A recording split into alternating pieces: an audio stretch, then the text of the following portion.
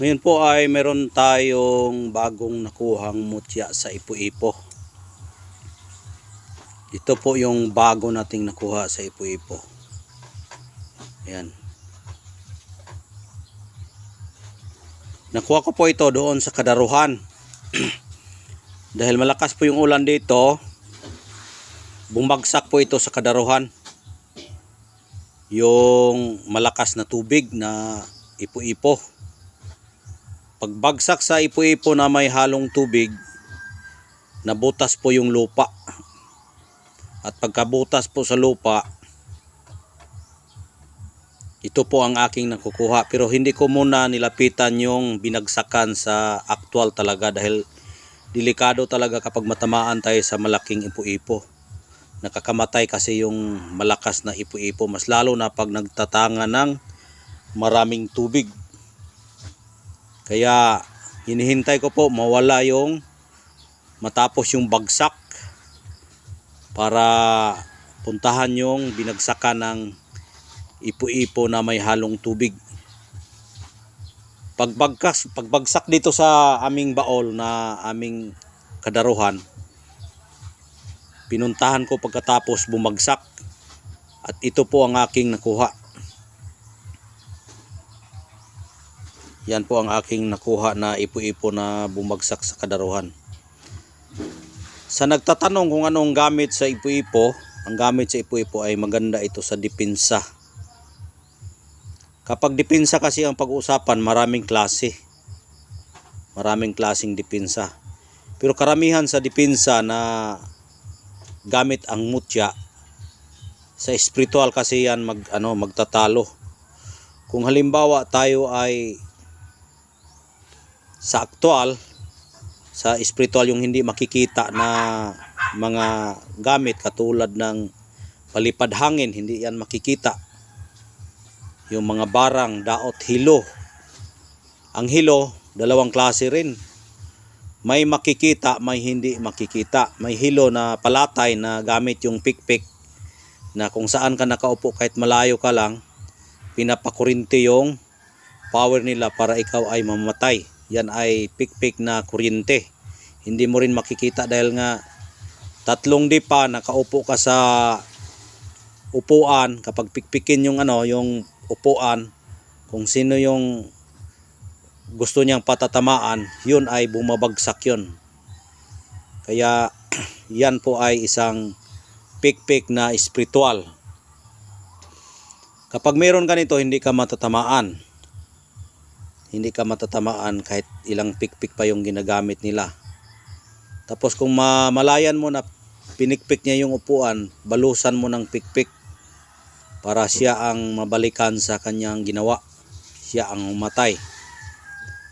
Kung sa palipad hangin naman, yung barang, hindi yan makikita. Marami kasing klaseng barang. May ginamitan ng manika, may ginamitan ng mga materyales, kahit sa mga pangalan, picture. Yan kasi karamihan na ating nakikita na ginagamit sa mga palipad hangin na mambabarang. Kapag meron ka nito, hindi ka matatamaan. Kung halimbawa naman sa sakuna, yung sakuna maraming klase din. May sakuna na trahedya. Halimbawa, may mga paparating na gera o mapagkamalan ka, mabaril ka. Kahit nga hindi ikaw ang napagkakamalan, kapag meron ganito, may tendency na ikaw ay hindi matatamaan. Kung matatamaan ka man, ay hindi ka matablan kapag meron ka nito. Yan ay ang isang proteksyon sa trahedya. Kung halimbawa naman, may trahedya din na ikaw ay nagmumotor na biglaan, na ikaw ay nadisgrasya, ay hindi ka masusugatan kahit dalos, kahit balahibo mo, hindi mabawasan. Yan po ay isang mga gamit. Ito po ay pwede nating magamit. Tapos kung halimbawa naman sa yung tagulilong, hindi ka makikita, mayroon din tendency na ikaw ay hindi makikita.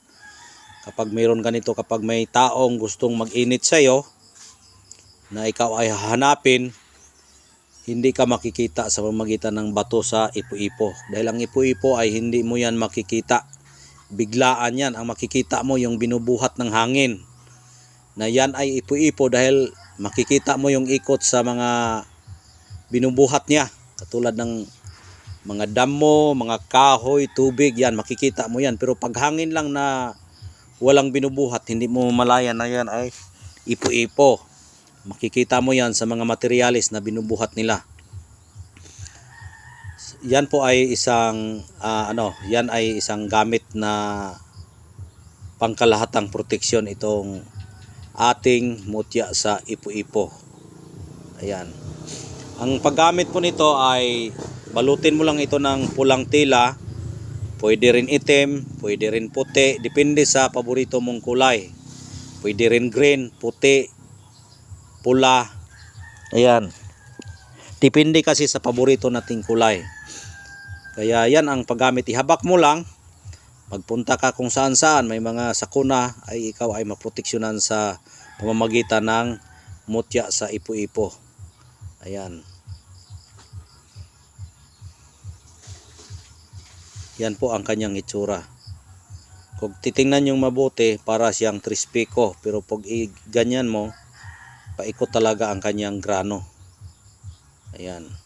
Paikot talaga ang grano. Ang ipo-ipo, kapag biglaan mo yan na puntahan na hindi pa matapos yung kanyang bagsak, kapag matamaan ka niyan, may tendency na ikaw ay mamatay. Mas lalo na kapag bumagsak yan sa mga bato, sigurado ako na ikaw ay matatamaan sa binubuhat niyang mga bato. Dahil malakas talaga yung ipo-ipo.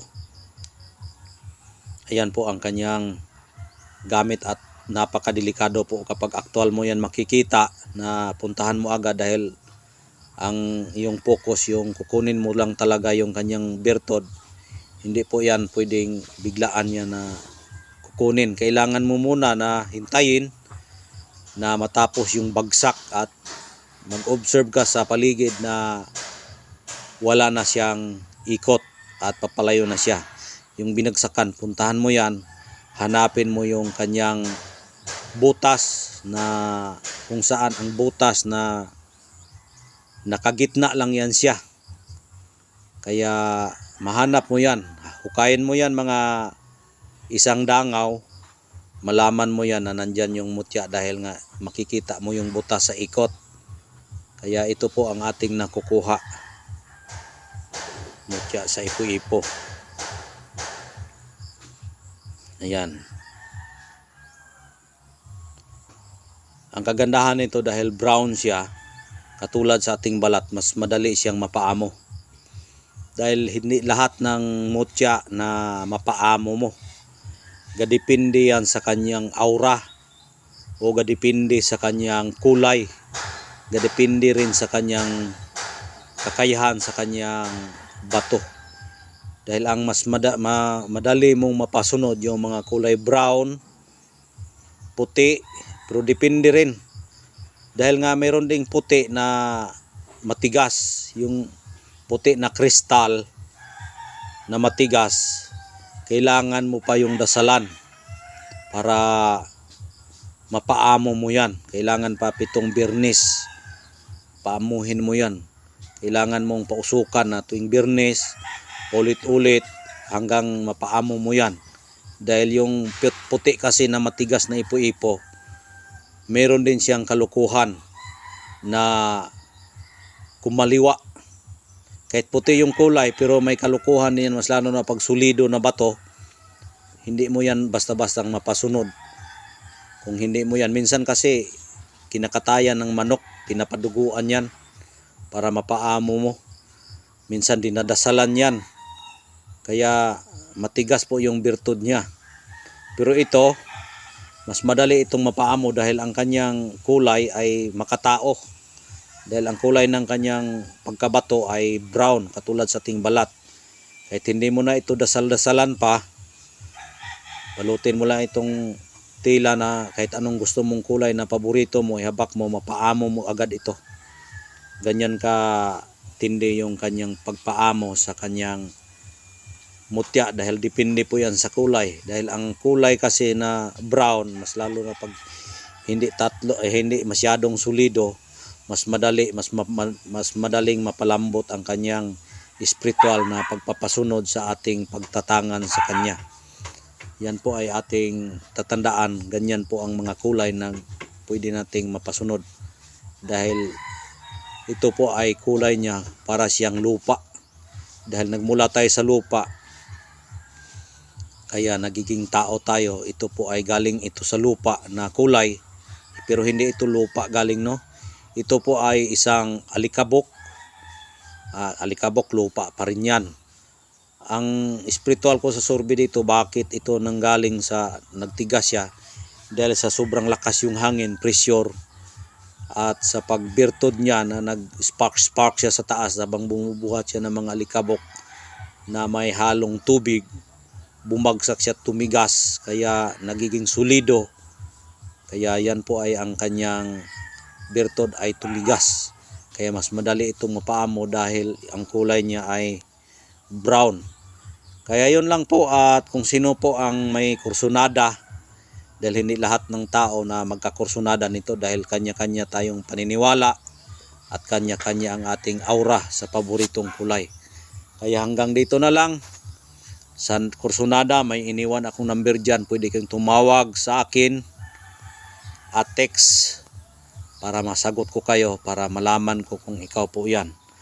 At kailangan, kung gusto nyong kumuha sa akin, kailangan magtawagan muna tayo, tiksanay muna tayo, i-confirm natin na tayo yan ang nakipag-usap. Dahil minsan kasi may mga scammer na gumagaya sa atin, kaya be careful talaga para sure na ang yung pinagkukunan ay siya talaga yan.